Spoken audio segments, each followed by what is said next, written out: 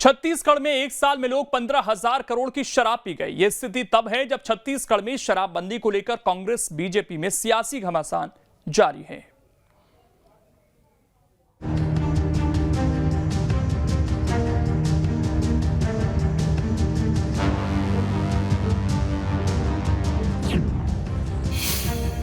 छत्तीसगढ़ में शराबबंदी पर सियासत, पक्ष विपक्ष में बढ़ी टकराहट।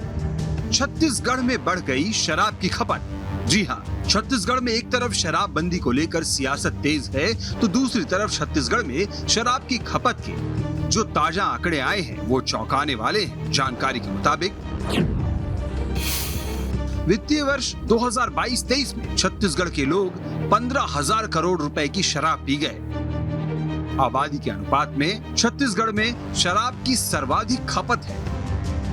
छत्तीसगढ़ की 35.6% आबादी शराब का सेवन करती है।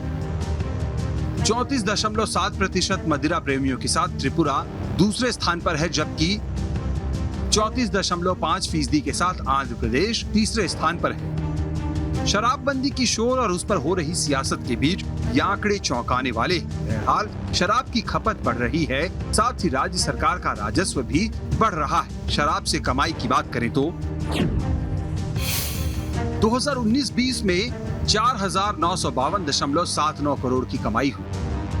इसी तरह 2020-21 में 4,636.90 करोड़ की कमाई हुई। 2021-22 में 5,119.15 करोड़ की कमाई हुई। इसी तरह 2022-23 में 6,800 करोड़ रुपए की रिकॉर्ड कमाई हुई।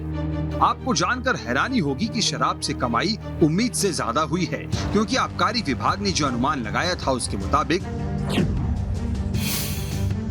सबसे पहले 5,000 करोड़ रुपए के राजस्व का लक्ष्य रखा गया था। बाद में लक्ष्य को बढ़ाकर 5,500 करोड़ रुपए किया गया। एक बार फिर इस लक्ष्य को बढ़ाते हुए 6,500 करोड़ रुपए कर दिया गया। फिर भी लक्ष्य से 300 करोड़ ज्यादा, मतलब 6,800 करोड़ का राजस्व मिला। शुरुआती लक्ष्य 5,000 करोड़ के मुकाबले शराब से 1,800 करोड़ रुपए ज्यादा राजस्व मिला है। आंकड़े और भी हैं, लेकिन उससे पहले मुख्यमंत्री भूपेश बघेल और पूर्व मुख्यमंत्री रमन सिंह का ये बयान सुनिए। ये है कि हमको नशा मुक्ति की तरफ बढ़ना चाहिए, क्योंकि नशा केवल शराब भर नहीं है। नशा में चाहे वो गुड़ाखू हो, गुटखा हो, तम्बाकू हो, गांजा हो और दूसरे सूखा नशा है, इन सब को से मुक्त होने के लिए हम लोगों को अभियान चलाना चाहिए। और बिना समाज के सहयोग के बिना संभव ही नहीं।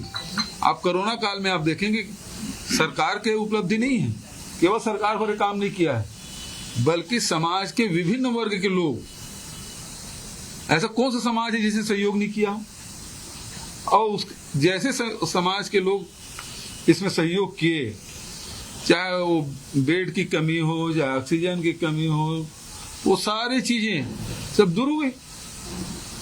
तो ये तो सामाजिक बुराई ही है।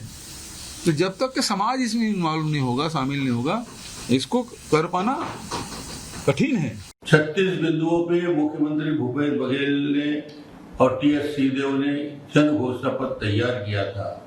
उस जन घोषणा पत्र को जारी करते समय गंगा जल हाथ में रहकर सौगंध खाए थे कि हम पूर्ण शराबबंदी करेंगे। महिलाओं ने विश्वास किया, छत्तीसगढ़ की जनता ने भरोसा किया।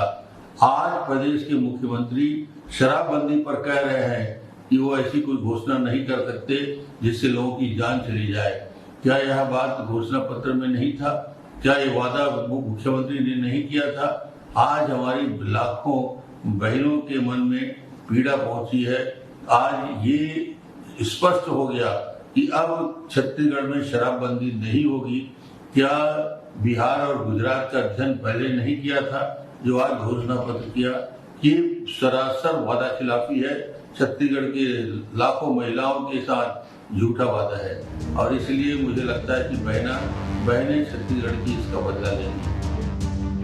तो सत्ता पक्ष शराबबंदी के लिए जन जागरूकता की बात कर रहा है, वहीं विपक्ष सत्ता पक्ष पर वादा खिलाफी का आरोप लगा रहा है। बहरहाल शराबबंदी पर मचे शोर के बीच शराब दुकानों के आंकड़ों पर भी नजर डालते हैं। छत्तीसगढ़ में 1 अप्रैल 2020-21 से जनवरी 2023 तक सिर्फ एक मदिरा की दुकान बंद हुई। पिछले 3 साल में 75 बार को बंद किया गया। इसी दौरान 20 मदिरा दुकान और 28 नए बार भी खोले गए। 103 मदिरा दुकानों में काउंटरों की संख्या बढ़ा दी गई। ये आंकड़े विधानसभा में पेश किए गए हैं। बहरहाल इस पर बीजेपी कांग्रेस का क्या कहना है, ये सुनिए। हमने यह कोशिश किया कि लोग शराब के होने वाले नुकसान के प्रति लोग जागरूक हों। इसका परिणाम यह हुआ कि देसी शराब में 10% की, अंग्रेजी शराब में 15% की कमी आई। साथ ही 2018 में जब भाजपा की सरकार थी तब छत्तीसगढ़ देश में प्रति व्यक्ति शराब की खपत में गोवा के बाद पहले नंबर में था। आज प्रति व्यक्ति शराब की खपत में छत्तीसगढ़ 28वें नंबर में। तो हमारी सरकार के प्रयासों का नतीजा है।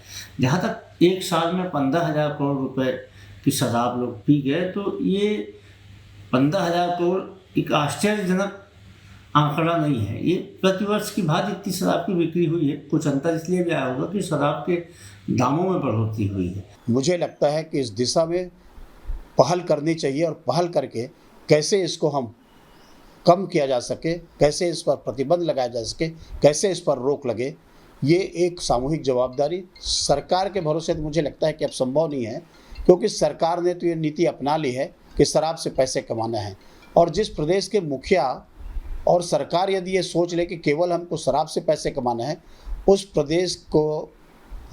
प्रदेश का कैसे भला होगा। इसलिए सरकार के तो छोड़ना ही नहीं चाहिए सरकार के ऊपर में, बाकी लोगों को भी सामाजिक जवाबदारी के साथ में, नैतिक जवाबदारी के साथ में सामने आने की आवश्यकता है। तो सियासी आरोप प्रत्यारोप अपनी जगह है, लेकिन छत्तीसगढ़ में शराब का अपना एक अर्थशास्त्र भी है।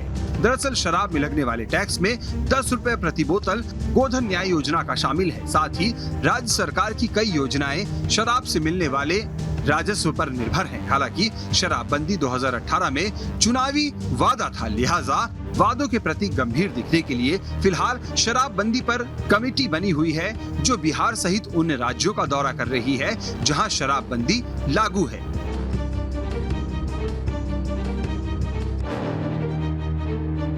छत्तीसगढ़ सरकार की तरफ से शराबबंदी के लिए कमेटी का गठन किया गया है और कमेटी लगातार बैठकों के माध्यम से सामाजिक लोगों से मिलकर ये प्लान तैयार कर रही है कि छत्तीसगढ़ में शराबबंदी आखिर कैसे की जाए। इस बीच छत्तीसगढ़ में एक चौंकाने वाली खबर ये है कि पिछले 1 साल में करीब 15,000 करोड़ रुपए की शराब पीने वाले शराब प्रेमियों ने नया रिकॉर्ड बना दिया है। अब इस रिकॉर्ड के बाद छत्तीसगढ़ की सियासत भी तेज होती हुई दिखाई दे रही है। एक तरफ विपक्ष शराबबंदी के मुद्दे पर सरकार पर सवाल खड़े कर रहा है, तो सत्ता पक्ष का कहना है कि शराबबंदी की तरफ सरकार लगातार कदम उठा रही है और शराबबंदी की तरफ कदम उठाते हुए शराब प्रेमियों का मोह जो है वो भी ख़त्म करने की तैयारी है। लेकिन इस पूरे मामले में शराब की खपत कम हुई है, बिक्री और रेट के कारण राजस्व की प्राप्ति ज़्यादा बताई जा रही है। वीडियो जर्नलिस्ट प्रमोद देवांगन के साथ अंकुश शर्मा, न्यूज स्टेट मध्य प्रदेश, छत्तीसगढ़। अब इसमें खबर तो यह है कि वित्तीय वर्ष 2022-23 में छत्तीसगढ़ के लोग 15,000 करोड़ की शराब पी गए।